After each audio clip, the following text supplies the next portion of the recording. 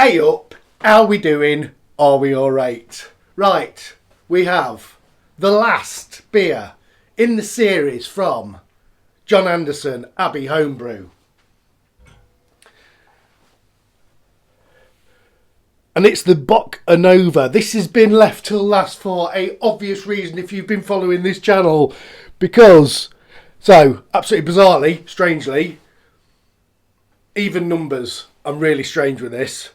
Like the TV remote, if it's got numbers on, I don't count the bars if it's just got bar, but if it's got a number on it, it has to be on an even number. Radio station, things have to be even numbers if I can help it. If I have control over it, it has to sit on an even number. But 7 is my favourite lucky number. And I can't even remember the origins of where that came from. But maybe it might have been Barry Sheen. I'd like, when I was a kid, Barry Sheen, amazing. That duck. I was rubbish. I will get one right. Anyway, so yes, that has been left last 3 in the series. That is the last one. But we're not going to just taste the beer tonight. I like to bring to you some bits and pieces I've been purchasing. So I save a few bits up. I buy a bit here and a bit there and a bit of equipment and a bit of kit there and here, and I normally save it for 2 or 3 bits and then just show you. So we're gonna have a taste of this beer. We're gonna have a look at this beer. We're gonna look at some facts about this type of beer. Then we'll have a look at what we've got, what we've been purchasing, shall we? So first things first. I hope you're all right and you're all well. We will get the beer into the glass.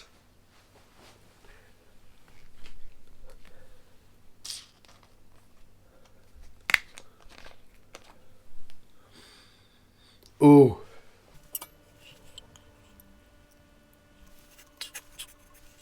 I may be mistaken, but first impressions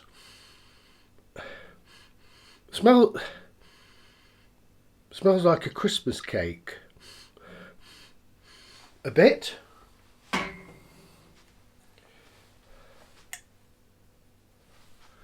She's brown in colour. She's still got some carbonation. Got a bit of clinging. Let's decling it.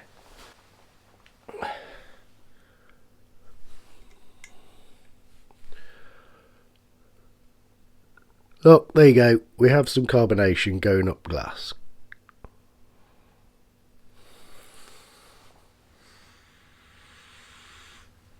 Not quite as intense. You got the bigger bit.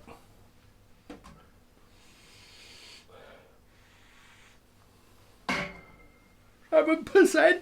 That's a 7%. Cheers, Mr. Anderson. Thank you very much.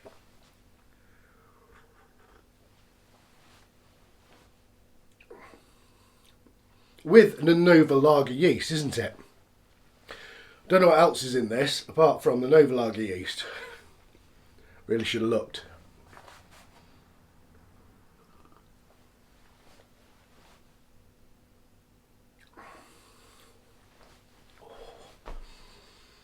It's malty and a bit sweet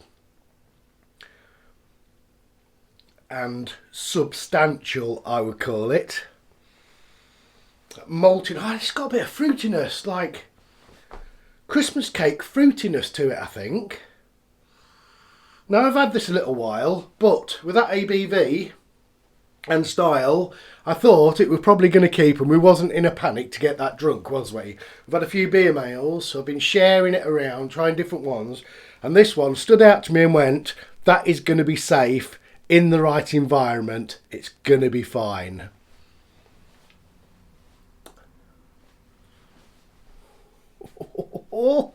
Right, anyway.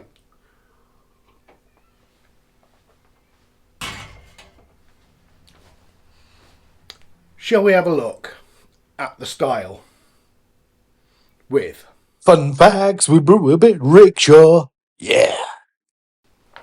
Are you ready? Right, so BOCK stands for, apparently, a strong lager.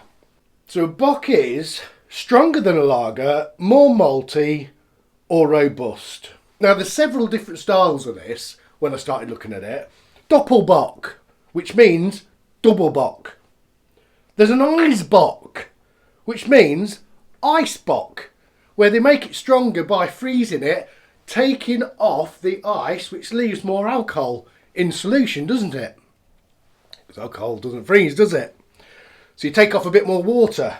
A male bock. So that's a May bock, brewed for the month of May, apparently. It's more hoppier and it's paler. Weissen bock, which is a wheat bock. Yeah. And actually, when I looked into it, there was quite a few more Christmas ones for special occasions and holidays and all sorts of stuff going on with bocks. Bavaria. First brewed in the 14th century in Einbeck. Later adopted in Bavaria by Munich brewers in the 17th century. Bavaria, Munich. There's a lot of beer comes out of there, isn't there? A lot of beer comes out of there. Due to their Bavarian accent, citizens of Munich pronounced Einbeck as Einbock, which translating means a billy goat.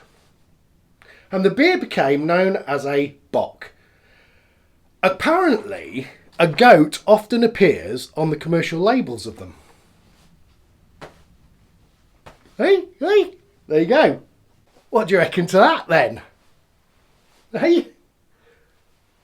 Munich, Bavaria, there's just, I mean, got some, we know it's got some history there, don't we? So this is substantial, it's malty, with a fruit cake and maybe a sherry-ish aroma, I feel. Mouthfeel is thicker.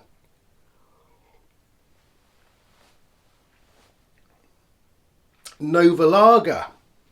I did a few brews and I think some of the others were Nova Lager, weren't they? Yeah. So the only thing giving it away 7% for me personally, and it might be hiding some alcohol taste, is the Christmas cakey taste. So you sort of, it might be masking that alcohol. It doesn't taste alcoholic, but Christmas cake, to me, I think of booze. It's had booze in it, generally, hasn't it? So maybe one or the other or one. Do you know what I mean? That make any sense? Anyway, going steady with that. It's very, very, very nice. Not holding an head. It did come off a keg. Might be the glass. Might be that I've had it a while. Might be that it come off the keg. Might be. Obviously, the IRA BV ones don't hold the alcohol. Don't hold their heads as well, do they? We're going to go steady with this, and I'm going to show you what I've been buying. We'll go through that. Let it warm up a bit as well. I'm not sure how well it's going to warm up in here. And we'll come back to it. Final thoughts. So, what we've been up to. First thing, so I have Star San hand sprayer. I have, that you've seen on my how to clean your beer lines without using gas, a big garden one that I've replaced the end with a carbonation cap to pop into my beer lines with Star cleaner in it, and then Star San or water and air to get, just to go through my lines, pump it up, lovely. But I have now gone into pressure fermenting, so I've just got something a bit smaller with a carbonation cap on to go through. Like my picnic tap, when I want to draw a sample off. I need to sanitise my picnic tap, don't I? Because it's pressure fermented. I'm looking over there because that's where it is. I've put some in there today. So I need to just run some sanitise through there and then just run a bit of, get it out, run a bit of air through it, get it out. Do you know what I mean? Anything, and then clean it afterwards. I just thought something a bit more easier to handle. I took the spray end off this, but I think I'm going to get another one of these instead of using my, because this, although, do I need to? I don't know. I wanted one that just sort of sprayed off and unscrewed and unscrewed on, so I could double use it. One that I start and I can use it for sanitising things, and I can use it as that. But I couldn't find a way of getting that on there. I have to undo a Jubilee clip, and I don't want to keep doing that. It needs to be quicker fix than that. So that's something to look in for. Next, talking about pressure fermenting. I was pretty early on deciding and I didn't overdo it because I'd watched loads of videos already. Getting that lid off, the old Firmzilla. Tricky old job. Rubber gloves. Get it with your knees between your legs. Not anymore. We're gonna... This works a absolute beaut. Works a treat. Get it on. Adjust it. It's going to stay adjusted. That's all I'm going to use it for. Yeah. Take the lid off. Take the lid off. Lovely job. Couple of quid from Amazon that was. Not a lot of money at all. In fact, I think I ended up buying it as a pack of 2. I got a small one for jars as well. It's in the cupboard.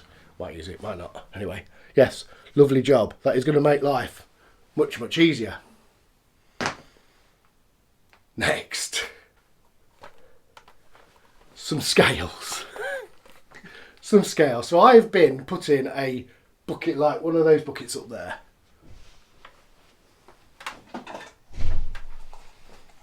Onto that.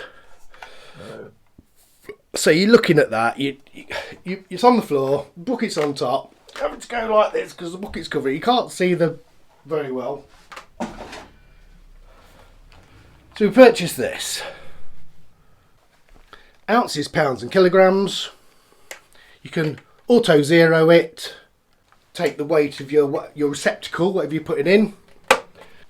So the model is PROS 200 EC01. Capacity is 200 kilograms, 440 pounds. 200 kg. Plenty big enough. I've also found a second use for this. I have the corny kegs. I've got the taller ones and I've got shorter ones. I've weighed them empty. And then when I've had beer in them full, I've weighed them full. So when I've been pressure transferring, close transferring, been putting it on this, although it does turn off a bit early. You have to keep an eye on it, you just have to give it a wiggle now and again. I can't remember how long it is, but anyway, yeah, so then I always cold crash, and you can see the condensation, can't you? It's just a double backup, just a bit of a double backup. Now this one, I'm not sure if it's going to work or not. Clive from Norfolk Hillbilly gave me a massive hand with this. Massive hand.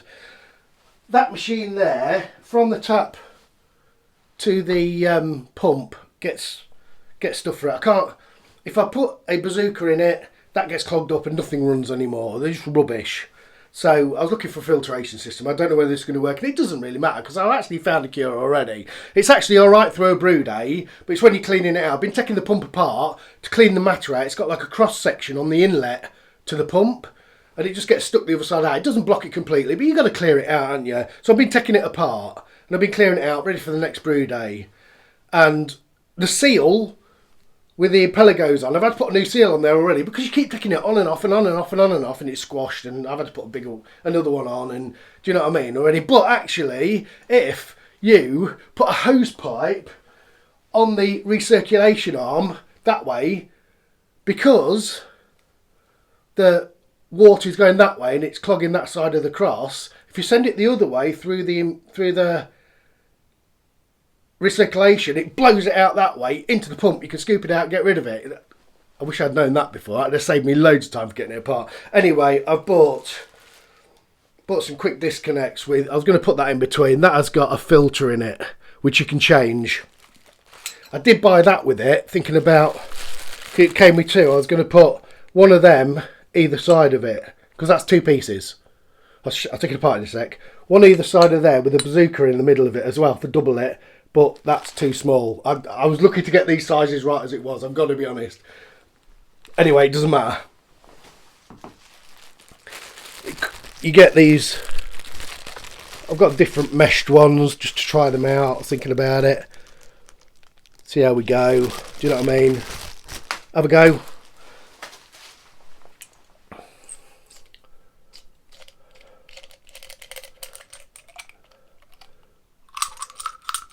So that is just like that. And then you put a different size filter in it, whatever you want. Now, I don't know if that's going to work. And I don't know if I need it to work anymore. Because I seem to have found a solution. Well, the other stuff came from Amazon. This came from AliExpress. And I sort of found a solution while I was waiting for delivery, because delivery is a bit of a time, innit? But anyway, that just screws on there. I say I was going to have one of these either side of that, but that's obviously the diameter. I've got the diameter wrong there. I've got diameter right there, so they fit on there. Anyway, it doesn't matter, does it? Doesn't matter. I have found a solution anyway, but I still might try it. Might give it a go. Yeah. And I've got a new stage light now.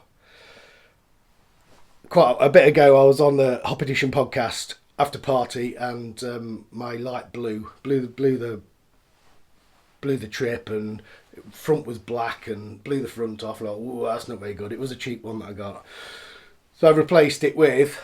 I'm going to turn you around, but I'm going to turn it off. Replaced it with that. It's angled. It lights everything up. I can stick it on a tripod if I want.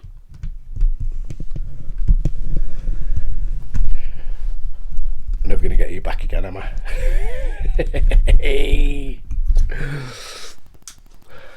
Just stop shadows. So I'm going to go and enjoy this, because this might sit me on my bottom. It's a bit early for this, really, for me. It's absolutely beautiful. It reminds me of Christmas. It really reminds me of Christmas. I wish I kept it for my Christmas special beer.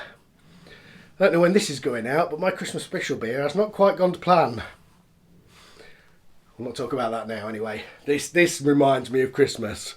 Mine doesn't completely, but it's really nice. Like I say, I am just a bit wary. I treat beers like this with the utmost respect they deserve, because that could come and bite me right on the bottom, make me a bit woozy, I feel. All three beers have been absolutely outstanding. Thank you very much, John, for sending beer to me, thinking about me. Absolutely beautiful. I absolutely loved all. I really genuinely loved all of them. I really did. I really appreciate it. Thank you everybody for watching. John Anderson, Abbey Homebrew. I'll leave a link below. Go look at his channel. It's been going a lot longer than me. He's a lot better than me. Thank you again. Cheers. Like, subscribe and hit the bell.